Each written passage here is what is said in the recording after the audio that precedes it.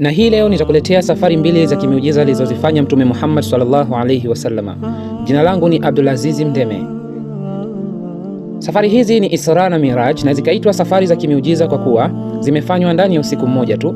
Na hii leo nitaanza na safari ya Isra.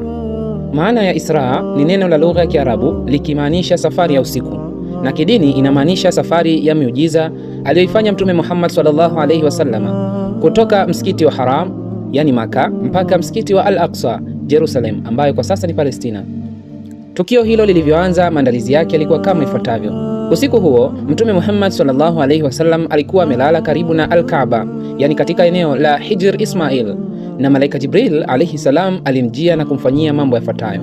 Jibril alayhi salam alipasua kifua cha Mtume Muhammad sallallahu alaihi wasallama na akatoa moyo wake na kuuosha kwa maji ya Zamzam, na kisha akaujaza imani, hikma. Hii ilikuwa ni kumwandaa Mtume Muhammad sallallahu alaihi wasallama kwa safari hiyo kubwa. Na pili, Burak. Burak aliletwa na Jibril alayhi salam na ni mnyama ambaye ameitwa Burak kwa kuwa alikuwa ni mnyama mweupe mkubwa kuliko punda na ni mdogo kuliko nyumbu, na sifa yake kuu zaidi ni kuwa alikuwa na kasi ya ajabu, na hatua yake moja ilikuwa ikitua pale ambapo jicho lake limetizama. Wakiwa njiani kuelekea Yerusalemu, Mtume Muhammad sallallahu alaihi wasallama akiongozana na Jibril alaihi salam alisimama katika maeneo kadhaa ambayo maeneo hayo yalikuwa ni muhimu, na akasali raka mbili. Eneo la kwanza ilikuwa ni Yathrib, ambapo ilikuwa ni Madina, mahala ambapo Mtume sallallahu alaihi wasallama baadaye alihamia.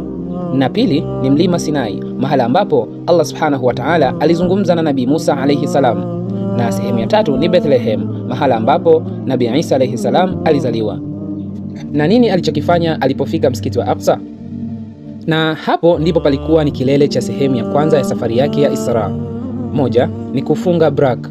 Mtume Muhammad sallallahu alaihi wasallama alimfunga mnyama wake Burak kwenye pete ya chuma, pete iliyokuwa ukutani, na pete hiyo walikuwa wakiitumia mitume wa zamani kuwafunga wanyama wao. Na pili, imamu wa mitume.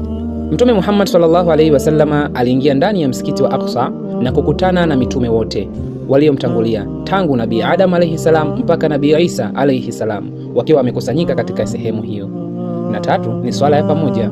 Malaika Jibril alayhi salam alimtanguliza Mtume Muhammad sallallahu alayhi wasallam mbele, naye akiwaongoza mitume wote katika swala. Mtume Muhammad sallallahu alayhi wasallam, hii ikawa ni nafasi yake ya uongozi na utukufu wake mbele ya mitume wote. Na jambo la nne ni mtihani wa vinywaji.